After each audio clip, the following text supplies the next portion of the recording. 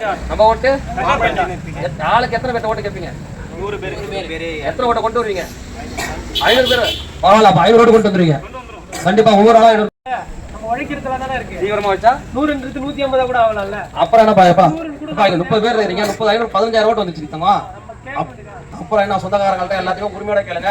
மத்த மாதிரி திருட்டு கும்பல நம்ம ஓட்டு கேட்கல, நம்மளுக்காக கேட்கறோம், நம்ம சமுதாயத்துக்காக கேட்கறோம், நம்ம மக்களுக்காக கேட்கறோம், நம்ம பூமி நல்லா இருக்கும்னு கேட்கறோம், அனைத்து சமுதாயமும் பாதுகாப்பா இருக்கணும்னு கேட்கறோம். அது ஒண்ணு மட்டும் நினைச்சுங்க, நம்ம யாருக்கும் விரோதி கிடையாது, நம்ம யாருக்கும் எதிரி கிடையாது. நானும் வாழணும், மத்தவங்களும் வாழணும்னு நினைக்கிறோம். நம்ம வாழணும்னு நினைக்கிறது தப்பு கிடையாது. நம்ம மேல போகணுன்றதால வாழறதே கேள்விப்படியாது. தயவு செஞ்சு எல்லாரும் தங்கமச்சான் அவர்களுக்கு ஓட்டு கேட்டுங்க. உங்கள்கிட்ட ஓட்டு போடணும்னு சொன்னா அது ஏன் தப்பா போயிடும், ஏன்னா ஏன் தப்பா போயிடும். அதனால எல்லாரும் ஓட்டு கேளுங்க. ஆளுக்கு குறைஞ்சது 500 ஓட்டையாவது வாங்கி கொடுங்க. 15,000 ஓட்டு நம்ம பெறக்கூடிய 1 லட்சம் வாக்குகள் வித்தியாசத்துல அந்த 15,000 ஓட்டும் இடம்பெறணும். உங்களுக்கு எல்லாருக்கும் என்னோட நன்றியை தெரிவிச்சுக்கிறேன். உங்கள்கிட்ட நீங்க தங்கமச்சான் அவர்கள்ட்ட உரிமையா கேட்கலாம், அந்த பத்திரக்கோட்டையில போய் கூட கேட்கலாம்.